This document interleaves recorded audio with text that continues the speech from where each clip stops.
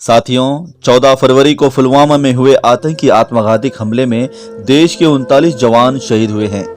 हर जवान का परिवार आज दुख और गम के उस पड़ाव पर खड़ा है जिसकी भरपाई शायद ही कभी की जा सके। लेकिन इसी बीच देश के कोने कोने से शहीदों के परिवारों की हमें कई ऐसी कहानियां मिल रही हैं जो दिल को झिंझोर कर रख देती है। जो देश से प्यार करता है और देश के लिए मर मिटने को तैयार है। आप सभी दर्शक से बस हमारा यही अनुरोध है कि अगर आपके दिल को हमारी ये कहानी थोड़ा सा भी छू जाए तो कृपया इस कहानी को शेयर करें, देश के घर घर तक पहुंचाने का कष्ट करें।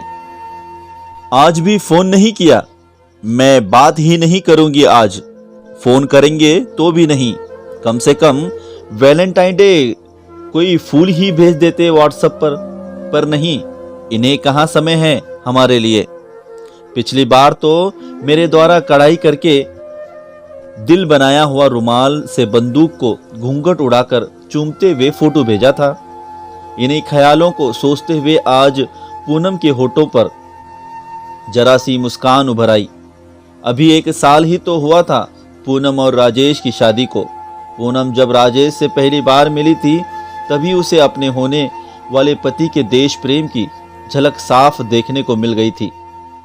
पहली मुलाकात में ही राजेश ने पूनम को कह दिया था कि दुनिया में वो सबसे ज्यादा प्रेम अपनी भारत माता से करता है। शायद यही कारण था कि पहली मुलाकात में ही पूनम ने राजेश से शादी करने के लिए हाँ कर दी थी। शादी के 10 दिन बाद ही राजेश वापस सरहद पर अपना फर्ज पूरा करने चल पड़ा था। हालांकि इन 10 दिनों में राजेश और पूनम केवल 3 दिन ही तो साथ रहे थे, लेकिन इन 3 दिनों में पूनम ने अपनी पूरी जिंदगी राजेश के साथ जी ली थी। वापस आने का वादा करके राजेश चला तो गया, लेकिन पूनम रोज राजेश के फोन का इंतजार में घंटों फोन के पास ही बैठी रहती। आज भी वो सुबह से राजेश के फोन का इंतजार कर रही थी। अतुर्तवाश वो अपनी सास को आवाज लगाकर पूछने वाली थी कि आपके बेटे का फोन आया क्या। तभी याद आया कि ससुर जी घर पर हैं, तो मुन्ने को सुलाकर धीरे से अपने कमरे से निकलकर सासुमां के कमरे की तरफ बढ़ी। तभी ससुर जी के कमरे में चल रही टीवी में एक सहमी पत्रकार कहती हुई सुनाई पड़ी। इस वक्त एक बड़ी खबर आ रही है। पुलवामा में आतंकी हमले में कई सैनिकों की शहीद होने की बुरी खबर इस वक्त हम आपको सुना रहे हैं। ये शब्द उसके कानों में पड़ने के बाद सब कुछ इस तरह से सुन पड़ गया मानो उसके कानों में कोई ग्रेनाइट फट गई हो। परसों फोन पर वो यही तो जाने की बात कर रहे थे। नहीं नहीं, ये नहीं हो सकता। उन्होंने कुछ और बोला होगा, लेकिन सुबह से उनका फोन क्यों नहीं आया। यही सोचती हुई वो बाहर ही दीवार पकड़कर बैठ गई।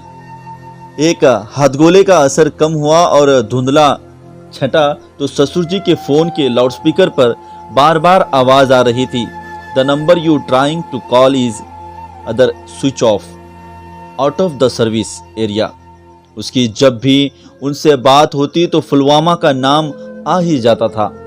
फिर से आंखों के सामने अंधेरा छाने लगा। थोड़ी देर बाद उसने हिम्मत करके ससुर जी के कमरे का द्वार हल्का सा खोल दिया। वो इस तरफ पीट करके बैठे, कभी फोन तो कभी टीवी को देख रहे थे। तभी तीसरा विस्फोट हुआ। समाचार चैनल का लाइव संवाददाता घटना स्थल पर रिपोर्ट कर रहा था और तभी उसकी नजर एक बंदूक पर पड़ी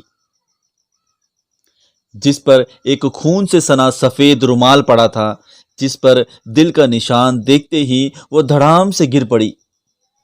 साथियों, पुलवामा में हुए आतंकी हमले से हम सबका मन आघात है।